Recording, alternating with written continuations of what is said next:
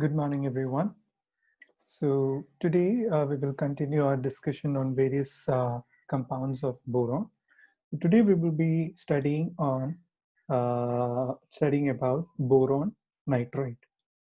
So let us first start with the preparation of boron nitride.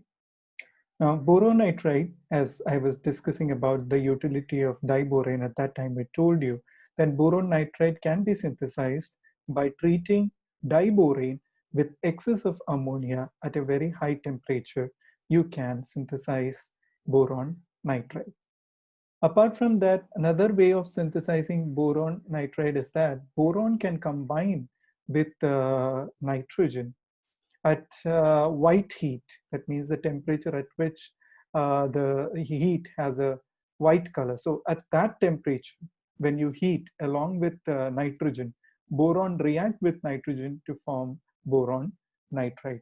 So this particular synthesis, the first synthesis in which you use boron nitride and react with ammonia, was a synthesis that was first given by Stock. Okay, so these are the two preparations that are used for making boron nitride. Apart from that, a more convenient way of making boron nitride is by heating together anhydrous ammonium chloride and anhydrous borax. Okay, this is borax.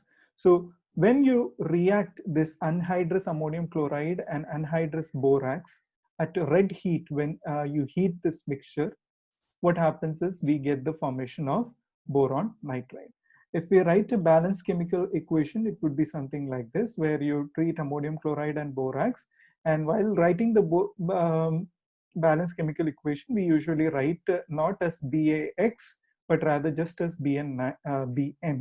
Why? Because to balance it, it would be more appropriate to write a finite value for the BN. So while balancing, we write usually, if you want to write a balanced chemical equation, you will preferably write just Bn rather than Bnx, because as I'm going to discuss the structure of it, you will know that it is actually a polymer. That is, many units of Bn are joined together to form the boron nitride.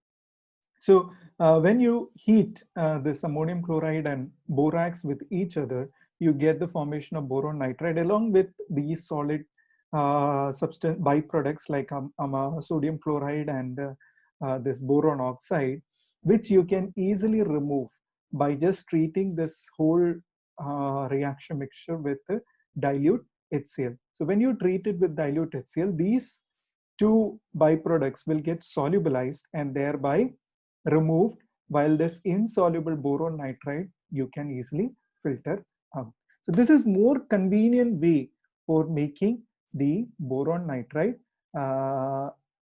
So these are the various preparations of the boron nitride that we are seeing.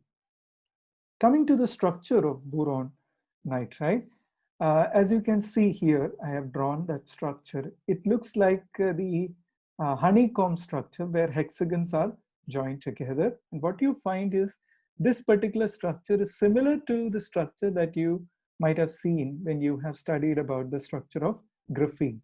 So in graphene also, you have a hexagon made up of the carbon atoms, and you have layers of these sheets of honeycomb structure stacked on top of each other. So that stacking of these layered structures actually give the properties of the graphite. So similarly, you see here that the boron and nitride, they are kind of alternately arranged around the hexagon and they are interconnected, and you can see it is almost similar to the structure that you, or almost same to the structure that you see in the graphite.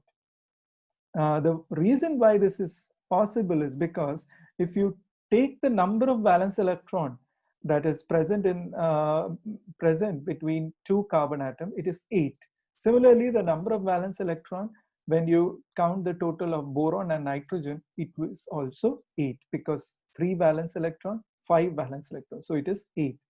When two carbon atoms are considered, the valence electrons are 4, so 4 plus 4, 8. So since both of these have the total valence electrons same, that is why they form a kind of similar structure when they form boron nitride. So this is a sheet kind of layer that is formed of boron nitride, and then many layers of these sheets are stacked on top of each other, and they have some kind of pi-pi interaction between the sheets. Now let us look at the properties of the boron nitride. So one of the property of the boron nitride is that they are white and slippery solid. So when you have studied about graphite, you know that the slipperiness of graphite is because of the layered structure which can slide over each other. So each layer of graphite can slide over each other, and that sliding property of these layers of graphite over each other give graphite the slippery nature. So similarly, boron nitride layers, when they slide over each other, they give the slippery property, and that is why this slippery property comes in the case of boron nitride. And because of this slippery nature, they are also used as lubricants in various applications.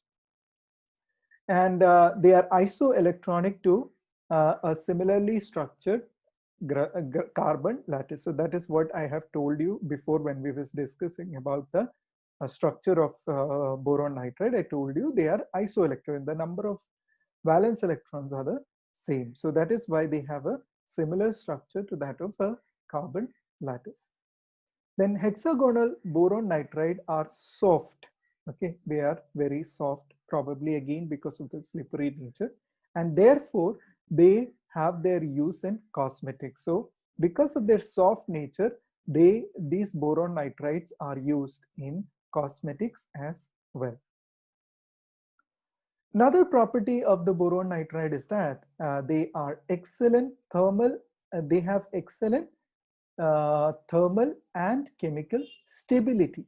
Okay, they don't easily corrode, or they don't easily decompose when you subject them to harsh thermal or chemical conditions. So that gives them a very good property to be used in such situations. So because of this particular character, they are used as ceramic materials, especially for making certain equipments. We have the ceramic material coating, and that coatings are usually made up of boron nitride. Why? Because of their high thermal and chemical stability. So they can withstand very high temperatures. Okay, so this why boron nitride is used for making ceramics, especially for making equipments where high temperature is required, is because of the excellent chemical and the thermal stability that these boron nitride have. Okay, so these are the various properties of the boron nitride and their corresponding uses.